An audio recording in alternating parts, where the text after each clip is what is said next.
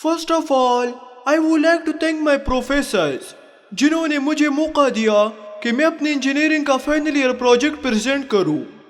तो जी मैं जादुई खिड़कियों के ऊपर काम कर रहा हूं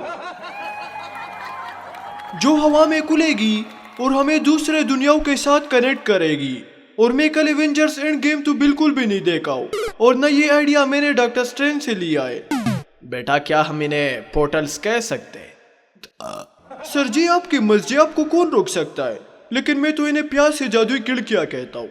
लेकिन बेटा आप इन पोर्टल्स से जादुई खिड़कियों का करोगे क्या? सर जी मैं सबसे पहले अपने तमाम मनहूस दोस्तों को इसके अंदर फेंकूंगा और फिर यहाँ से खिड़कियां हमेशा के लिए बंद कर दूंगा। खलास, टाटा, बाय बाय। क्यों बेटा, क्या क्या इन्होंने? सर जी ये मुझे हर वक्त तंग करते रहते, जड़गो जान कह के। तो इसमें क्या है? अच्छा वो छोड़ो, ये बताओ तुम्हारे पास कोई प्रोटोटाइप वगैरह है भी कि नहीं? तुम इन जादुई खिड़कियों को खोलोगे कैसे? सर जी ऐसे अक्कू बक्कू से सिंदक्कू वा मिलाड़ा पत्र पक्कू अलकाई।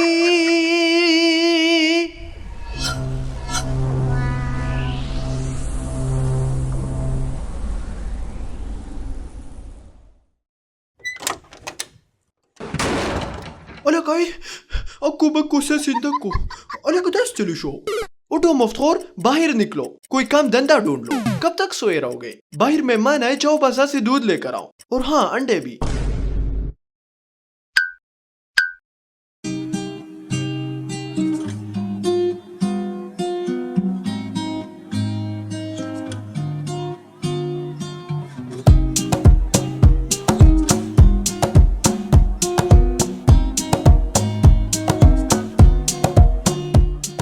یوزل بیا په خیر راغلی خوږو ملګرو جو ہمارے دیسی گریجویٹس ہیں۔ انو کی لائف سے شاید آپ کو یہ لگا ہو کہ ہمارے گریجویٹس دنیا کے فارغ ترین یعنی بے روزگار لوگ ہوں گے۔ ایسا بالکل بھی نہیں، بلکہ بات اس کی بالکل برعکس ہے۔ یہ تو اصل میں دنیا کی مصروف ترین مخلوق ہے۔ یہ صرف اپنی فیلڈ کو چھوڑ کر باقی تمام فیلڈز میں گھس جاتے۔ اب آپ انو کی مثال لے لیں، ان کو پورٹلز اب صرف خواب میں ہی نظر آتے، باقی تو وہ ایک ٹریڈر ہے اور ایک پب جی پرو پلیئر بھی اور ایک ڈراپ شپر بھی رہ چکا ہے اور درجنوں مرغیاں بھی پال رکھی ہے۔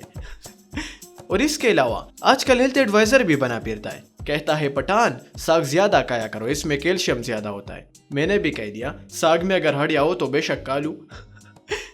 انو کیا کہتے ہو؟ مرغیاں تو ماشاءاللہ سے انڈے دینے لگ پڑی ہے۔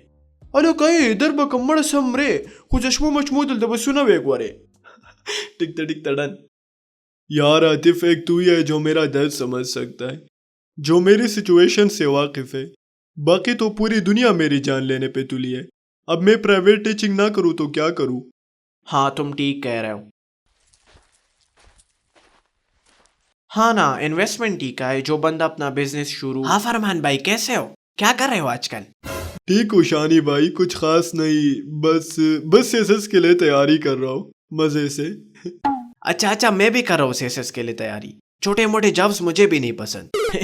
چلو چلتا ہوں۔ باہر بھی نہیں جا سکتا ہوں، گھر کی بھی دیکھ بھال کرنی پڑتی ہے، ابو جو بیمار رہتے۔ ارے فرمان بھائی یہ تم ہو، پہچانا ہی نہیں، بڑے دبلے پتلے ہو گئے ہو یار، کیا کر رہے ہو آج کل؟ ڈائٹنگ کر رہا ہوں آج کل، باقی بس ایم ایس کے لیے باہر جانے کا پلان ہے۔ تم سناؤ محسن بھائی؟ میرا تو پی ایچ ڈی کرنے کا پلان ہے۔ اچھا چلتا ہوں، اللہ حافظ۔ اللہ حافظ۔ یار ویسے تمہارے ابو نے بچپن میں وہ اسکول والی زمین نہ بھیجی ہوتی تو کام بڑا اچھا ہوتا۔ ہاں یار، ابو کی اسی غلطی کی وجہ سے تو آج ہم یہاں ہیں۔ اب کوئی ایک گھوڑے کی عوض بھی زمین بیچتا ہے۔ دیکھ لو نا اب کتنا بڑا اسکول بنا لیا اس ہم پڑھ گھوڑے والے نے، 1000 سے بھی زیادہ اسٹرینتھ ہے اس کی۔ ارے فرمان بیٹا کیسے ہو؟ تمہارے ابو کیسے؟ جی انکل ٹھیک ہو، ابو بھی ٹھیک ہے، بس تھوڑا گھٹنوں کا مسئلہ رہتا ہے۔ ویسے کیا کر رہے ہو آج کل؟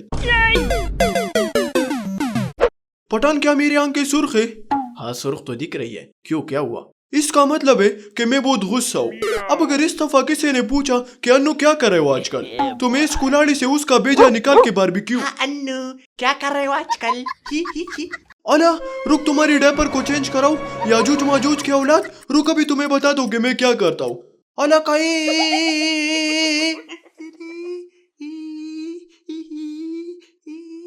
انو اب چھوڑو بھی، بچے کی جان لوگے کیا؟ یار پٹھان پاگل بنا دیا ہے لوگوں نے۔ अभी 1 साल ही तो हुआ है ग्रेजुएट हुए, नाक में दम कर रखा है हरामखोरों ने। जिससे मिलू कहता है वैसे क्या कर रहे हो आजकल। अब हम कैसे समझाएं इनको कि क्या कुछ नहीं कर रहे, बस फिलहाल पैसे नहीं बना पा रहे। ये मसला जनरेशन गैप का है।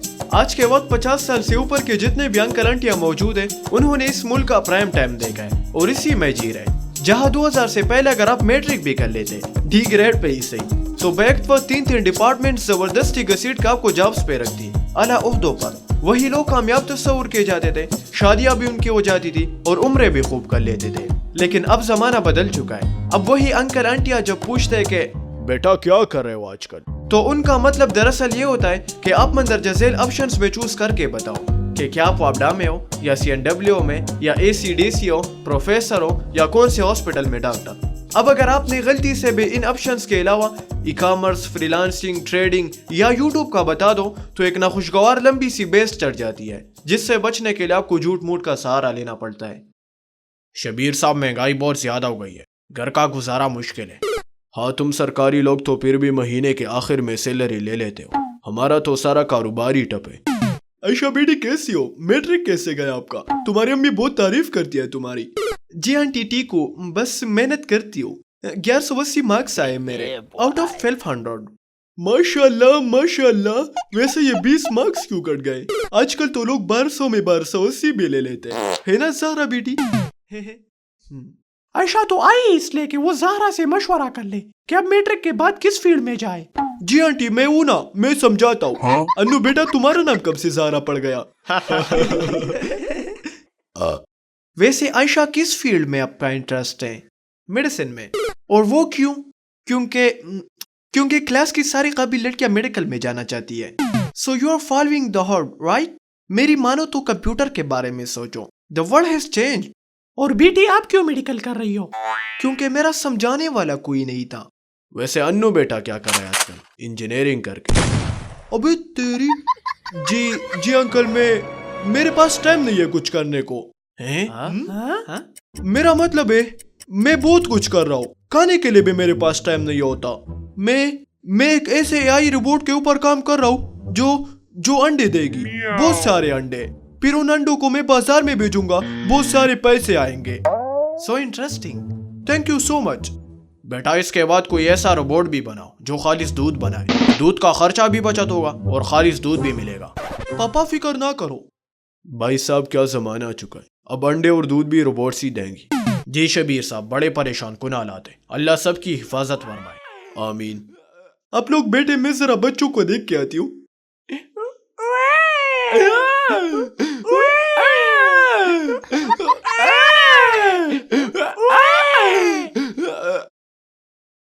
ब्रेकिंग न्यूज, एक और जाली बाबा पुलिस के हत्थे चढ़ गया। आइए जानते हैं बाबा की कहानी, बाबा की जुबानी।